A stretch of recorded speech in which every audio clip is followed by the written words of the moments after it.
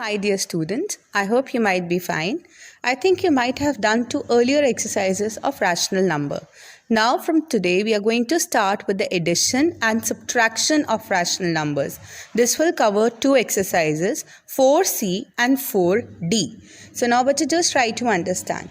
If we have to add 2 rational numbers, अगर आपने 2 rational numbers को add करना है, then first we have to convert each of them into a rational number. यहाँ पर मैंने ये जो Rn लिखा है इसका मतलब rational number है, and every number should have a positive denominator. You should remember उनका जो denominator होना चाहिए वो positive.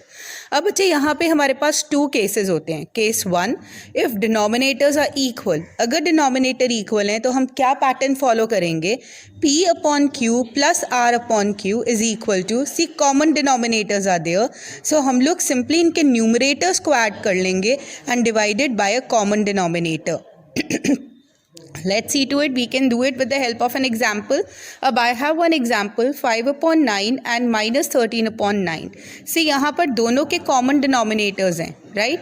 So अब हम लोग क्या करेंगे? 5 plus 9 plus, बच्चे एक चीज़ का ध्यान रखना है, आपको यहाँ पर bracket का यूज़ करना पड़ेगा. Sorry, there is some problem in the throat. क्योंकि हमारे को यहाँ पर -13 upon 9 दे रखा है, तो अगर आप ब्रैकेट्स का यूज़ नहीं करोगे तो आप कंफ्यूज हो जाओगे कि प्लस का साइन लगाऊं या माइनस. ऐड है तो ऑलवेज प्लस का साइन आएगा, बट क्योंकि इस नंबर के आगे माइनस का साइन है तभी हम इसको ब्रैकेट्स पे डाल देंगे. Now they have a common denominator, तो हम कैसे लिख सकते हैं? 5 plus bracket -13 upon 9. Plus minus आप लोगों को इंटीजर्स में पता ही है क्या हो जाता है? Minus. So 5 minus 13 upon 9 which turns out to be -8 upon 9 is your answer. I hope आपको ये वाला क्वेश्चन क्लियर हो गया होगा. Now let's move ahead towards the next question. बच्चे जब हम लोग नेक्स्ट क्वेश्चन कर रहे हैं ना, इसके अंदर भी हमने अब ऐड करना है 7 upon 11 and 3 upon 11. बच्चे डिनोमिनेटर सेम नहीं है, डिनोमिनेटर अलग अलग है, क्योंकि पहले नंबर के अंदर डिनोमिनेटर के अंदर माइनस का साइन है. आप लोगों को मैंने अपनी लास्ट वीडियो में भी बताया था कि अगर डिनोमिनेटर के अंदर माइनस का साइन आ जाता है तो डिनोमिनेटर को हमेशा पॉजिटिव करना है. कैसे पॉजिटिव करोगे? Multiplying by -1 in both numerator and denominator. So let's try to understand. अब मेरे पास 7 upon -11 था, मैंने इसको -1 upon -1 से मल्टीप्लाई किया, तो what answer did I get? -7 upon 11, right? अब now we have the common denominators. अब यहाँ पर -7 upon 11 एंड 3 upon 11 हो गया. अब यहाँ पर हम लोग क्या करेंगे? कॉमन डिनोमिनेटर्स, तो write the denominator as common. -7 plus 3, the answer turns out to be -4 upon 11. I hope you might be able to understand. Now बच्चे let's see the next part. In the case 2, you know what happens. अब हमारे पास ना denominator same नहीं होते हैं. अगर आपके पास unequal denominators हैं तब आपको क्या करना पड़ेगा? यस, जब हो फ्रैक्शंस में जो आप करते आए हो द सेम वे, बच्चे एलसीएम लेना पड़ेगा हमारे को यहाँ पर गिवन रैशनल नंबर्स का, right? So let's see to it. Express each of a given rational numbers with the above LCM और एज अ कॉमन डिनोमिनेटर. जब हम उनका डिनोमिनेटर कॉमन बना लेंगे फिर हम उनको वैसे ही ऐड करेंगे जैसे हम लोग अपने केस 1 में ऐड कर रहे थे. I will be just showing you some of the examples here. Let's try to understand. Add -1 upon 3 and 3 upon 4. अब बच्चे -1 upon 3 and 3 upon 4, they don't carry a same denominator. तो हम यहाँ पर रैशनल नंबर्स इनके डिनोमिनेटर्स को common करेंगे, और कॉमन करने का एक ही तरीका है, फाइंड एलसीएम. सो यहाँ पर 3 और 4 का एलसीएम कितना होता है बच्चे? 12. नाउ अब इसको ना करने के 2 तरीके हैं. एक आप इक्विवेलेंट फ्रैक्शन बनाकर और एक आप दूसरी तरीके से कर सकते हो. Let's see to it. -2 upon 3 plus 3 upon 4. अब यहाँ पर we have 2 lines and we put 12 here, क्योंकि इनका कॉमन डिनोमिनेटर तो 12 कॉमन एलसीएम तो 12 ही है ना. सो एलसीएम इज 12. अब हम क्या देखेंगे कि 3 के टेबल में 12 कहाँ पर जाता है? 4 पे. तो -2 into 4 again in brackets plus अब 12 4 के टेबल में कहाँ पर जाता है? 3 पे. So 3 into 3 it turns out to be 9.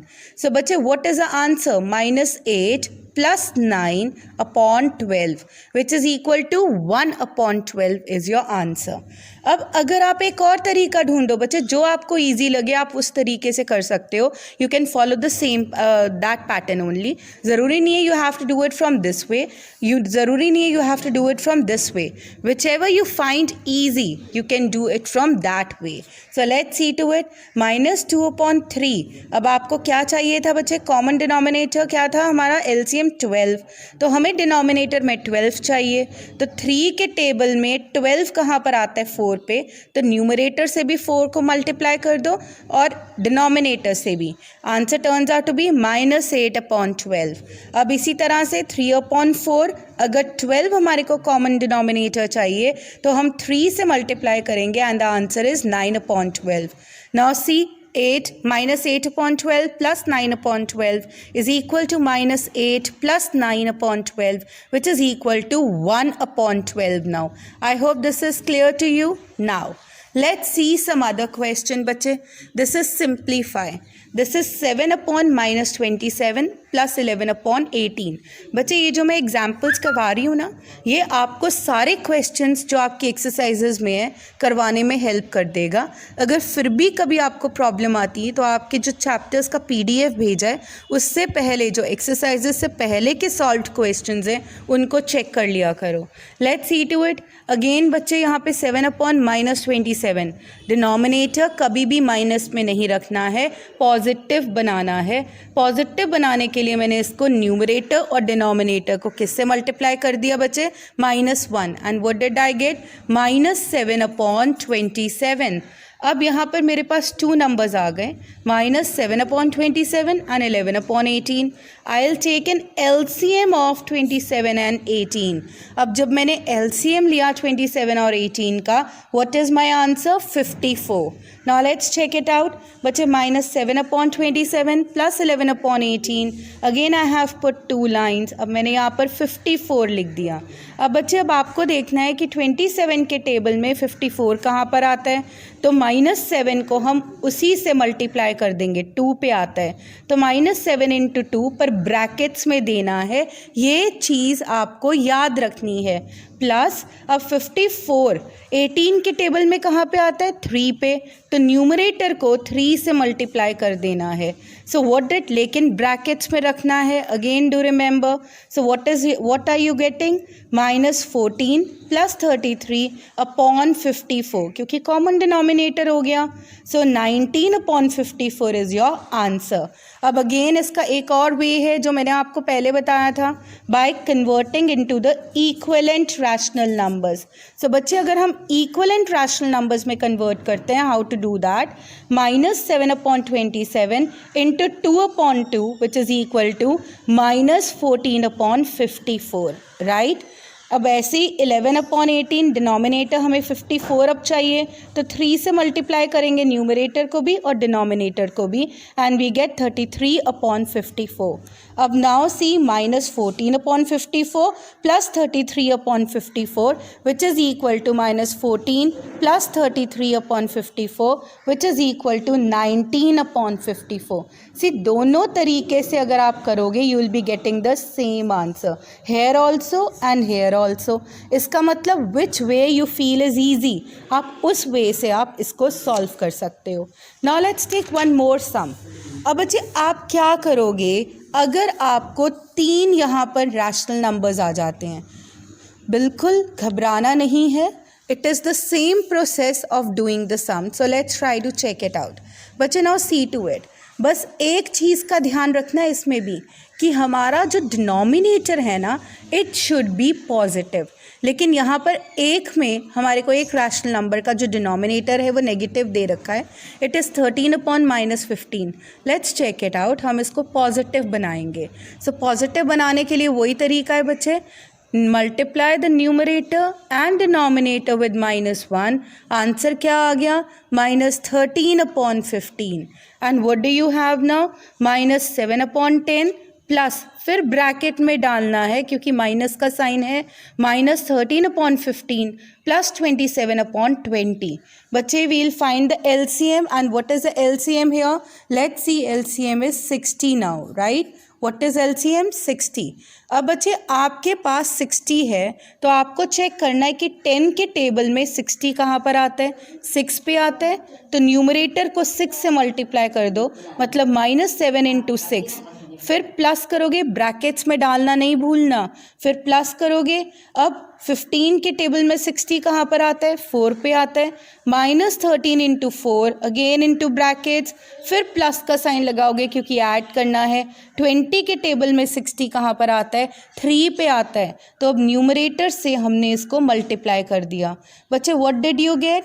-42 into brackets, हमने ब्रैकेट्स में डालना है, फिर प्लस का साइन, -52 आफ्टर मल्टीप्लाइंग, फिर +81, right. So what is it? अगर हम अब ब्रैकेट्स को खोलते हैं बच्चे तो हमारे पास क्या आ गया, -42 plus minus minus -52 plus 81 which is equivalent to on adding -94. Minus minus वाले डिजिट्स को हमने क्या कर लिया बच्चे, माइनस माइनस वाले डिजिट्स को ऐड करोगे तो क्या मिल गया, -94 plus 81/60 which is equivalent to -13/60.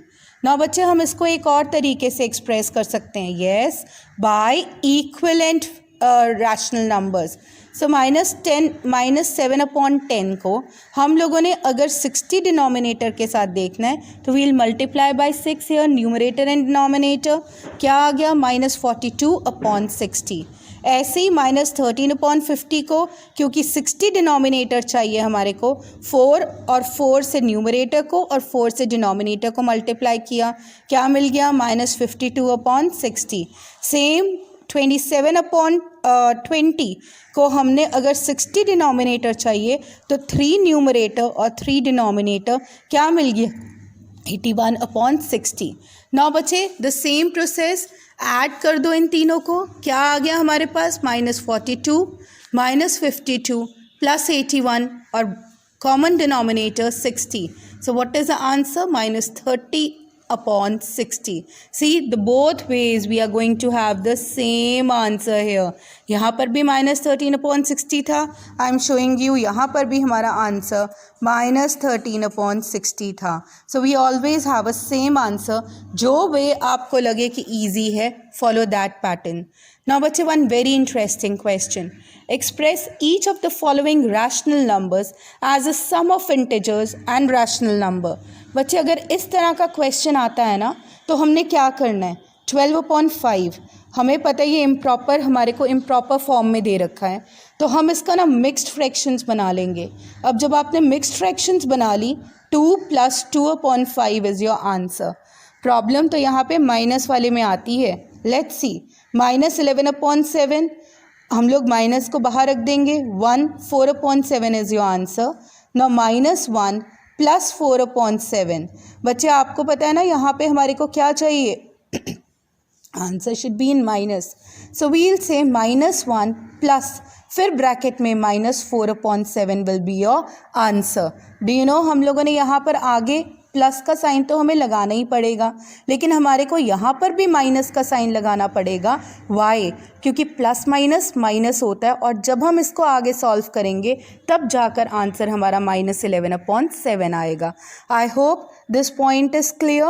You have to do the same sums in the back exercises now. With this we are done with the addition of rational numbers. Now you can easily complete your exercise number 4C by R.S. Agarwal. Thank you.